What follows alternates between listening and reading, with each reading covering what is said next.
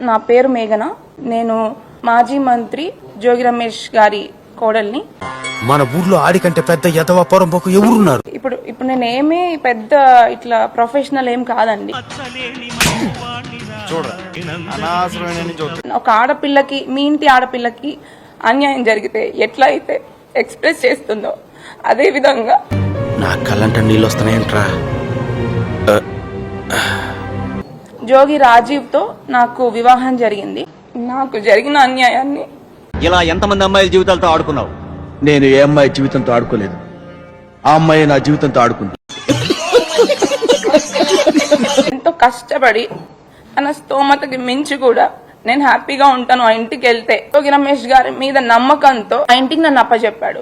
ఏమిటోనమ్మా, చిన్నప్పటి నుంచి మంచితనం అలా అలవాటైంది. అని ప్రతి ఆడపిల్లలాగానే నేను కూడా ఎన్నో ఆశలతో హ్యాపీగా ఉంటాను, ఒక కొత్త జీవితం ప్రారంభిస్తున్నాను అని చెప్పేసి ఎన్నో ఆశలతో నేను కూడా అడుగుపెట్టాను. ఏం జరిగింది? కానీ అడుగుపెట్టిన కొన్ని రోజులకే చాలా ప్రాబ్లమ్స్ ఫేస్ చేయాల్సి వచ్చింది. బట్ జోగి రమేష్ గారు చేసిన ఉద్దేశం రాంగ్. మావా, తిట్టడానికి బూతులు కొట్టడానికి ఓపిక లేదురా. ఒక పెళ్లి చేసుకున్న తర్వాత ఇద్దరి మధ్యలో గొడవలు వచ్చి విడిపోవడం అనేది కంప్లీట్ డిఫరెంట్ స్టోరీ. బట్ నా పెళ్లి అట్లా జరగలేదు.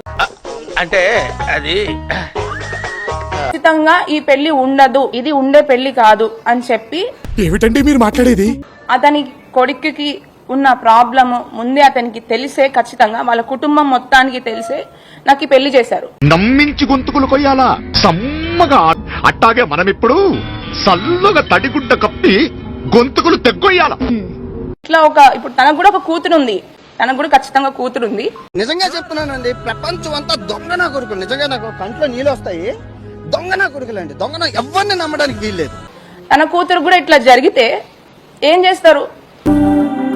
చెప్పరా, చెప్పు. అంత నీ వల్లే కదా, ఆడించేది నువ్వే కదా. పబ్లిక్ పర్సన్, అతను పబ్లిక్ నాయకుడు. మరి తన ఇంట్లో ఆడపిల్లకి అన్యాయం చేశాడు. ఏ ఉద్దేశంతో పెళ్లి చేశాడు? ఈ ఆపాకలన్నా తినరా, నీ కడుపులో చెడు బుద్ధులన్నా పోతాయి. కడుపు అంతా చెడు బుద్ధులేరా. అదే కాకుండా నాకు తగిలిన ఇంకొక షాక్ ఏంటంటే, పెళ్లికి ముందు వీళ్ళు హిందూస్ అని చెప్పేసి పెళ్లి చేశారు.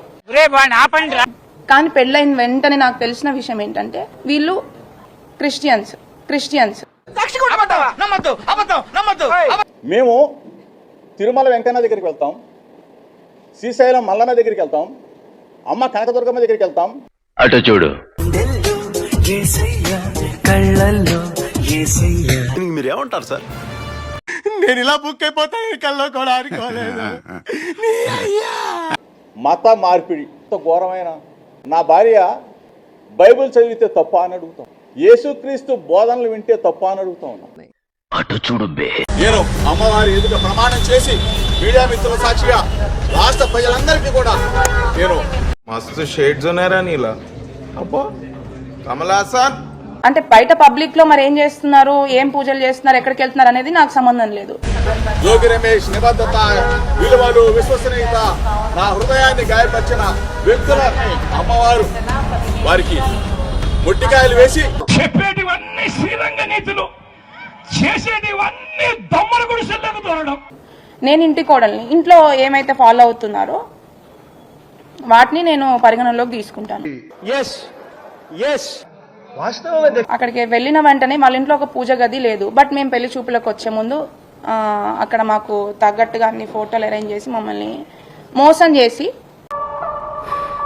సిగ్గులేదురా నీకు, మమ్మల్ని పెళ్లి వరకు తీసుకొచ్చి పెళ్లి చేశారు. మాది కళాకారుల ఫ్యామిలీ అండి. ఎవరన్నా తగులుకున్నారంటే మేము అలాగే ఇన్వాల్వ్ అయిపోతామండి. నేను క్రిస్టియానిటీ ఫాలో అవటం అనేది నేను తప్పుగా పరిగణించట్లేదండి. ఎవరి దేవుని వాళ్ళు రెస్పెక్ట్ చేస్తారు. బట్ చెప్పకుండా పెళ్లి చేసి మోసం చేసిందే కాక బలవంతం చేయడం అనేది ఇంకొక తప్పు. వెంటనే దవడ మీద వడ్డించు. బట్ నన్ను బలవంతం చేయడం అనేది ఖచ్చితంగా 100కి 100% తప్పు.